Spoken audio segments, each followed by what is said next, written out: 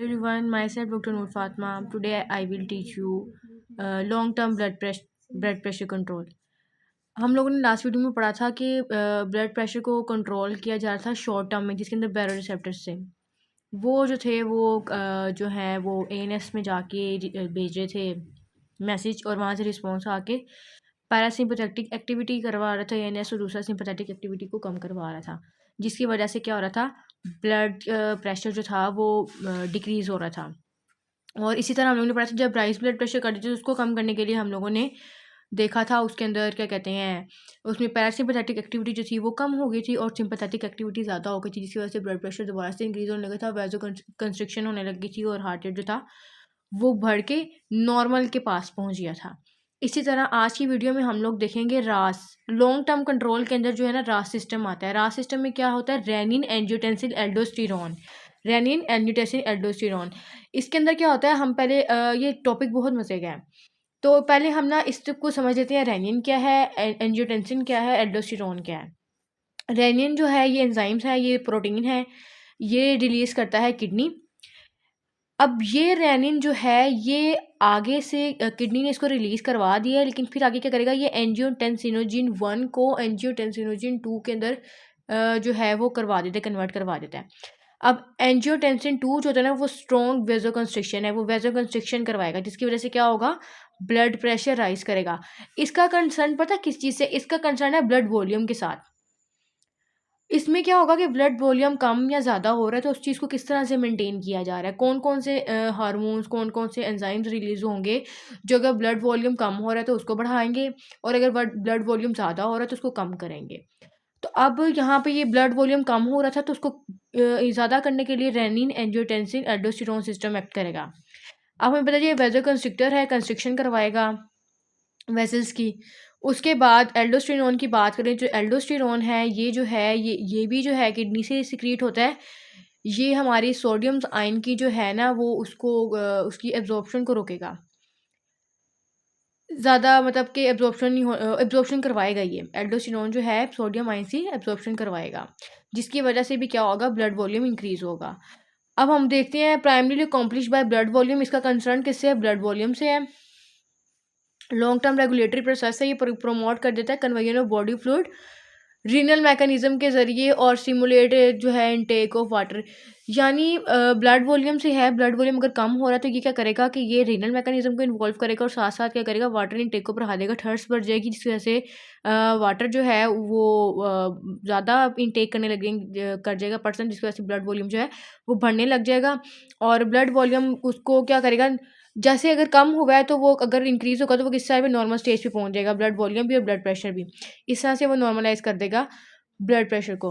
इसी तरह चेंज अगर वॉल्यूम आएगा, अगर ब्लड वॉल्यूम कम हो रहा है तो उसकी किस वजह से हो सकता है, हेमोरेज की वजह से भी हो सकता है।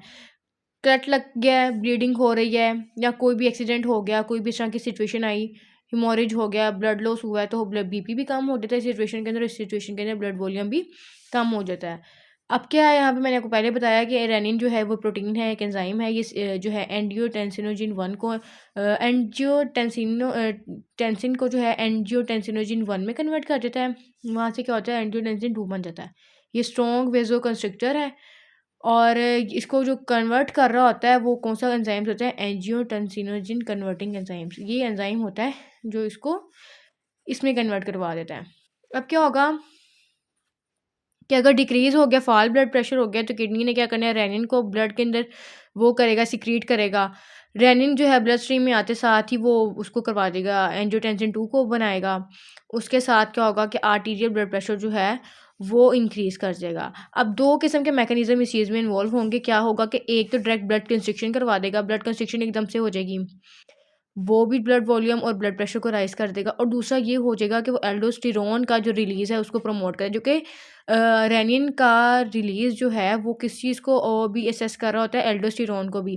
यानी इसके रिलीज़ के बाद एल्डोस्टेरोन का रिलीज़ भी जो है ना होना शुरू हो जाता है। तो जब एल्डोस्टेरोन का रिलीज़ होगा तो वो क्या करेगा, वो करवाएगा रिटेंशन सोडियम आयंस की। इसकी एब्जॉर्प्शन ज़्यादा होगी बॉडी के अंदर ज़्यादा देर तक सोडियम आयन रहेंगे, उनकी रिटेंशन करवाएगा, यूरिन के ज़रिए पास आउट नहीं होने देगा। सोडियम आयन को। जितने ही बॉडी के अंदर रहेंगे तो ब्लड वॉल्यूम क्या होगा, इंक्रीज़ कर जाएगा। अच्छा, अब रोल ऑफ एल्डोस्टेरोन वही चीज़ कि एक्स्ट्रा सेलुलर फ्लूइड का जो है वो बढ़ा देता है, जो कि सोडियम रिटेंशन होती है, और इसी तरह ये थर्स्ट को भी इंक्रीज़ कर देगा, मोर वाटर इनटेक होगा और यूरिन आउटपुट भी भर देगा। अच्छा, ये चीज़ तो होगी, उसके साथ-साथ ये क्या करेगा, एंटी डायूरेटिक हार्मोन को रिलीज़ करेगा। एंटी डायूरेटिक हार्मोन क्या होता है कि वो डायूरेसिस से प्रिवेंट करता है, यानी यूरिन नहीं ज़्यादा अमाउंट में होने देता। जब एंटी डायूरेटिक हार्मोन रिलीज़ होगा ना तो क्या करेगा, अभी एंटी डायूरेटिक हार्मोन रिलीज़ क्यों हो रहा है, जो कि कंसंट्रेशन ऑफ सोल्यूट्स है। सोल्यूट ज़्यादा होने की वजह से एंटी डायूरेटिक हार्मोन रिलीज़ हुआ है। अब क्या होगा कि अब कंसंट्रेटेड यूरिन फॉर्म होगा। तो इस वजह से जो है यूरिन कम आएगा और ब्लड के बॉडी के अंदर ही वो क्या कहते हैं, जो सोल्यूट्स वगैरह हैं, जो सोडियम आयन्स वगैरह हैं, वो बॉडी के अंदर रहेंगे, जिसकी वजह से जो है ना ब्लड का वॉल्यूम इंक्रीज़ हो जाएगा। ये सब सिचुएशन तो उस टाइम पे होती है जिस टाइम पे ब्लड प्रेशर हमारा कम हो रहा है, ब्लड वॉल्यूम कम हो रहा है। उसको इंक्रीज़ करने के लिए जो है रेनिन एंजियोटेंसिन एल्डोस्टेरोन सिस्टम आएगा, और वो इस तरह से जो है 2 मैकेनिज़्म को शो करेगा। एक तो डायरेक्ट कंस्ट्रिक्शन करवा देगा एंजियोटेंसिन के ज़रिए, और दूसरा एल्डोस्टेरोन को रिलीज़ करवा के वहाँ से सोडियम रिटेंशन करवा देंगे।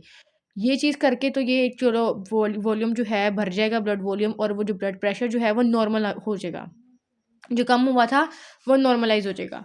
इसी तरह से अब ऐसे हार्मोन्स भी होंगे जो ब्लड प्रेशर को कम कर देंगे, यानी ब्लड प्रेशर बढ़ गया है, अब उसे कम करना है।